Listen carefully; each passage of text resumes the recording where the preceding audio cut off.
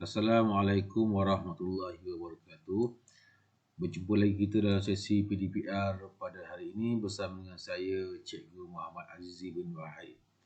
Baiklah, untuk subjek Bahasa Melayu tahun 5. Pada hari ini cikgu telah menulis temanya ialah kemasyarakatan dengan tajuknya Seni Pertahanan Diri.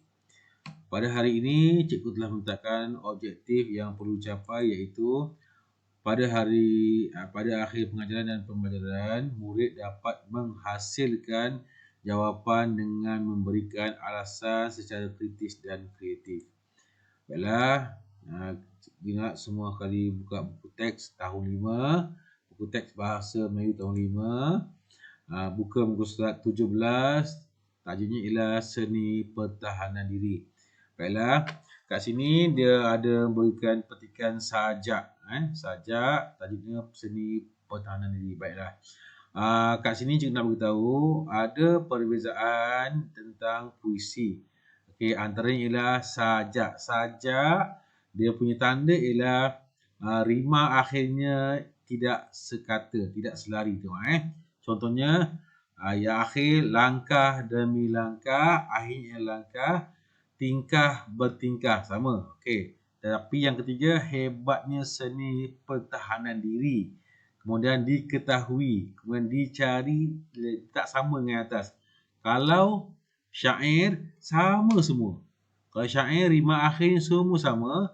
Dan kalau pantun, dia ada pembayang dan ada maksud. Okey, kalau sajak, dia berterabur. Dia punya rima akhirnya. Baik, ini ialah jenis sajak. Okey, mari kita baca.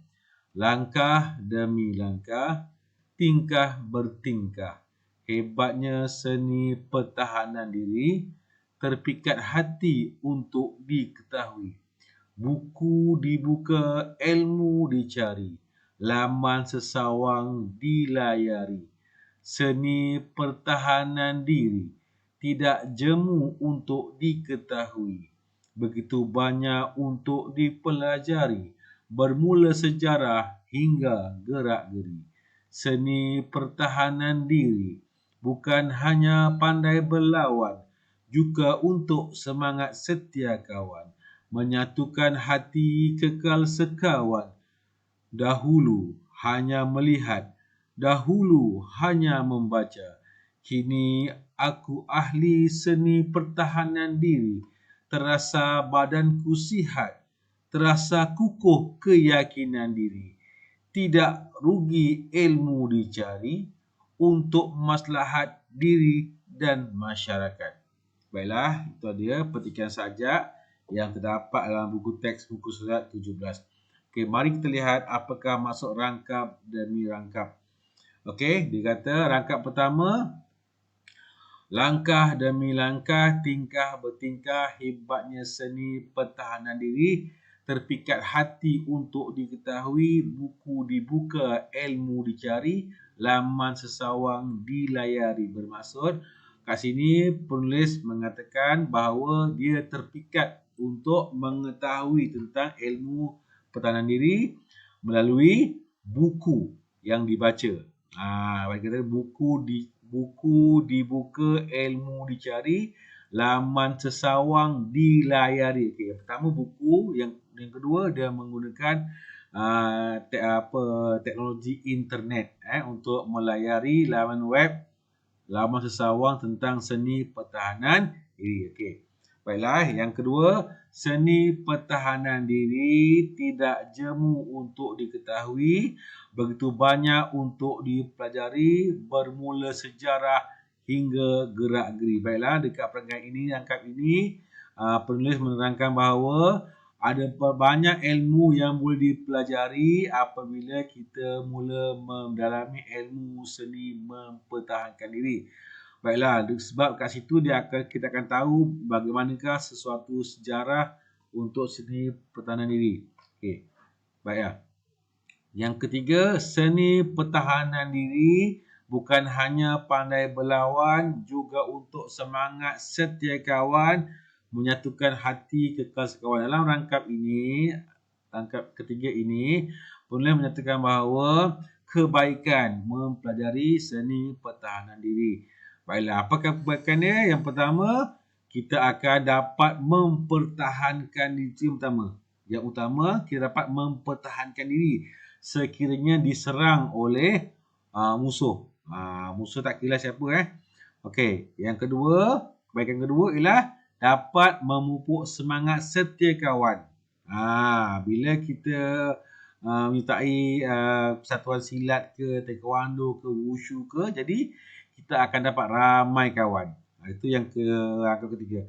Baik, yang ketiga ialah menyatukan hati semangat kekal setia kawan. Maksudnya bila kita sama-sama belajar, kita akan berkawan tak kira bangsa. Kita kawan dengan bangsa Cina, kaum India, jadi kita akan sama-sama bersatu padu. Okey, jadi rangkap yang terakhir, dahulu hanya melihat, dahulu hanya membaca, kini aku ahli pertahanan diri. Ini maksudnya kalau dulu dia cuma dengar je. Dia mau dengar, dia cuma baca saja, cuma tengok kat TV. Tapi sekarang penulis sudah mempelajari, dah jadi ahli dah seni pertahanan diri. Dia kata terasa badanku sihat, terasa kukuh keyakinan. Dia kata bila dia join dia, bila dia menyertai dia kelab pertahanan diri, badannya menjadi sihat. Kemudian dia lebih yakin. Bila dia ada ilmu, dia rasa yakin. Kemudian tidak rugi ilmu dicari untuk maslahat diri dan masyarakat. Dia kata kalau nak cari ilmu ni memang takkan rugi. Kita takkan rasa menyesal sebab ilmu tu ilmu yang berguna untuk kita. Dia kata untuk maslahat. Maslahat ialah kepentingan. Untuk maslahat diri dan masyarakat. Bila kita dah belajar seni tani, contohnya kita akan dapat berguna untuk diri kita dan masyarakat. Kenapa masyarakat? Ialah kalau kita nampak ada orang kena pukul, ada orang kena bully, kita akan dapat membantunya untuk mempertahankan diri. Okey, kat sini kita kat gambar ni ada 3 jenis pertahanan diri. Yang atas ni ialah, kalau baju Melayu ni ialah seni silat. Yang bawah ni ialah taekwondo ataupun karate. Ini ialah seni pertahanan diri. Yang ketiga ni ialah wushu. Okey. Baiklah, ketiga-tiga ni semuanya boleh disertai, tetapi yang biasanya dengan orang Melayu yang akan tengok pada pakaian ialah kaum Melayu ialah seni pertahanan diri silat. Okey. Okey, baiklah. Cikgu dah bincangkan apakah maksud setiap maksud rangkap demi rangkap. Okey, kita tengok latihan pemahamannya. Okey. Ni. Nyatakan jenis puisi yang terdapat dalam petikan. Okey, dengar sini. Cikgu tak nak kamu salin ayat dalam sajak tu ke dalam jawapan. Nanti kamu akan dapat markah yang kemungkinan kamu akan dipotong markah, tidak ada markah. Dia nak kamu ubah ayat sajak kepada ayat yang biasa. Okey, contoh, nyatakan puisi yang terdapat dalam petikan. Kamu buatlah jenis puisi yang terdapat dalam petikan ialah apa? Kemudian nombor 2, berdasarkan gambar dalam petikan, apakah jenis seni pertahanan diri yang dikaitkan dengan kaum Melayu? Jadi kamu jawab jenis seni yang dikaitkan dengan kaum Melayu ialah apa dia? Tengok gambar. Yang ketiga, apakah tujuan mempelajari seni pertahanan diri? Tujuan utama mempelajari seni pertahanan diri ialah apa? Kenapa kamu kena belajar? Belajar silat, belajar taekwondo, karate, wushu, kenapa? Apa tujuan dia?